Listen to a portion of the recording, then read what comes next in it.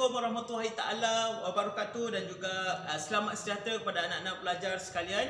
Okey, untuk topik kali ini kita akan masuk tajuk pergerakan berirama, iaitu dalam unit 2 PJPK. Dalam pergerakan berirama, anak-anak pelajar akan diajar bagaimana melakukan tarian inang. Okey? Dan untuk mempelajari pergerakan tarian inang, anak-anak pelajar perlu mempunyai kemahiran yang kreatif dan juga kritis.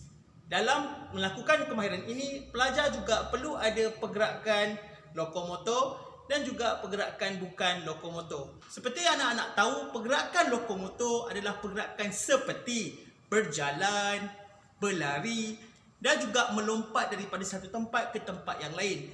Dan pergerakan yang bukan lokomotor adalah pergerakan seperti berada di satu tempat sahaja. Kan, contohnya mengayunkan tangan tanpa melakukan pergerakan dari satu tempat ke tempat yang lain. Okey, dan seterusnya, sebelum kita pergi lebih lanjut, anak-anak pelajar kena tahu apa itu standard kandungan yang anak-anak akan dapat hasil daripada pembelajaran untuk tajuk pergerakan berirama. Ini adalah standard kandungan. Pergerakan kreatif.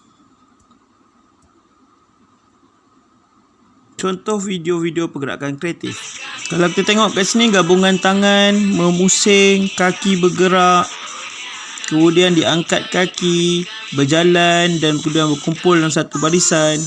Kalau kita tengok sini, tangan bergerak, ayunan tangan dengan mengikut muzik. Kalau kita tengok kat sini, ini combat kickboxing dengan menggunakan muzik punch. Dan yang terakhir adalah pergerakan senam aerobik. Maknanya dengan menggunakan ruang pergerakan dapat menjadikan satu pergerakan itu lengkap.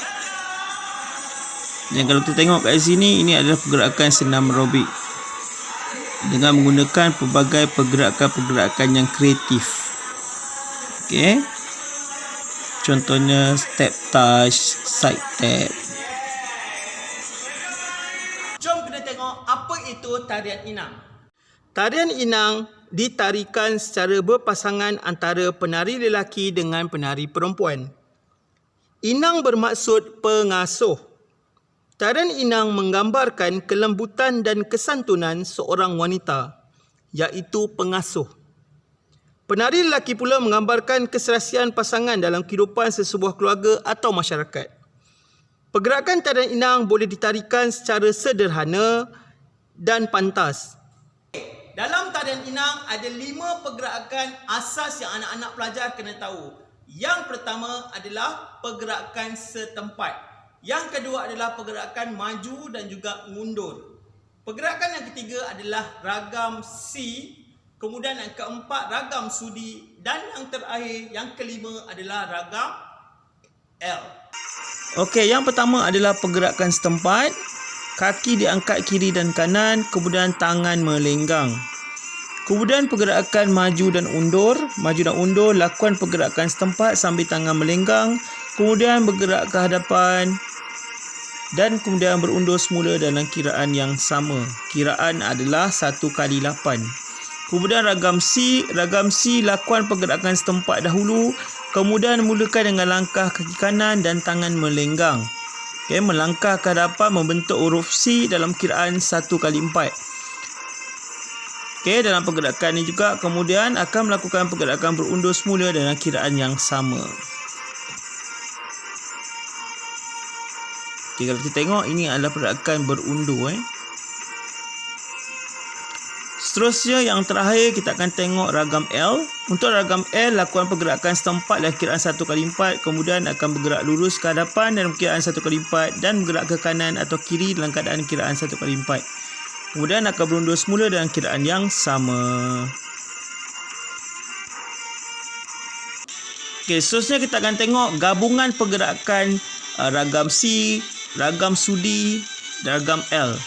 Okey, kalau kita tengok kat sini, ini adalah pergerakan ragam C digabung dengan ragam sudi. Ragam C, kemudian ini adalah ragam sudi. Okey, kemudian lakukan pergerakan setempat dengan perkiraan kali 1/8. Kemudian pergerakan maju dan juga buat ragam L. Okey, ini ragam L gabungan dengan ragam C. Okey, sekarang ni kita tengok pergerakan ragam L digabungkan dengan ragam C. Okey, terima kasih kepada anak-anak pelajar sekalian. Cikgu harap semua jelas dan faham bagaimana untuk melakukan pergerakan berirama, iaitu tarian inang. Yang paling penting anak-anak pelajar tahu melakukan 5 pergerakan asas dalam tarian inang, iaitu pergerakan setempat, maju dan undur, ragam C, ragam L dan juga ragam sudi. Okey, cikgu harap selepas anak-anak belajar mahir melakukan tarian inang, membantu anak-anak pelajar untuk mempunyai idea yang kreatif dan kritis untuk melakukan pergerakan tarian dalam pergerakan-pergerakan tradisional yang lain. Okey, itu saja daripada Cikgu Hairi. Terima kasih banyak. Bye-bye. Mantap.